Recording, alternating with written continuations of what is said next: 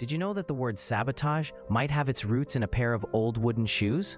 Welcome to Unboxd Origins. I'm Howie, your resident science geek and accidental trivia sponge. And I'm Wyatt. I ask the big questions. Sometimes philosophical, often skeptical, always curious. Today, we're digging into how did sabotage earn its name? The tale of sabotage is as quaint as it is disruptive. Picture this. It's the early 19th century in industrial France. The Industrial Revolution is in full swing and factories are buzzing with the clatter of new machinery. But not everyone was thrilled about this mechanical takeover. Enter the humble sabot, a type of wooden shoe worn by French workers. Legend has it that disgruntled workers would throw their sabots into the machinery to halt production.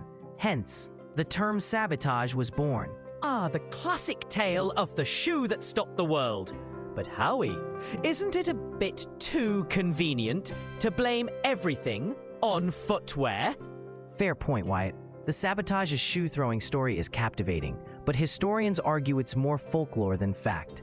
The word sabotage did indeed emerge from the French word sabot, but it seems it was more a metaphorical connection rather than a literal act of shoe flinging. So, we're talking about a metaphorical shoe in the works rather than a literal one? How delightfully abstract! Exactly. The term evolved as workers' unrest grew. In the late 1800s, French laborers adopted the term sabotage to describe acts of deliberate disruption against the oppressive industrial system. It wasn't about shoes, but rather a symbolic expression of resistance against dehumanizing work conditions. Aha! So, it's less about the shoe and more about the soul. Get it?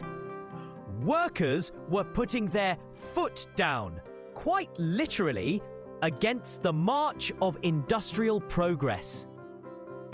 Nicely put, Wyatt, and as the term sabotage spread across Europe and beyond, it came to represent various forms of deliberate disruption, expanding well beyond factories to military and political contexts. In essence, sabotage tells the tale of how language evolves with human struggle. From wooden shoes to symbolic acts of resistance, it highlights the creativity embedded in protest.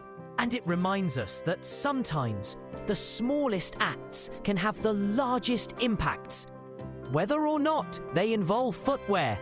If you enjoyed this walk through history, be sure to like, subscribe, and share with fellow curious minds. Remember, the next time you think of sabotage, imagine those wooden shoes and the stories they could tell.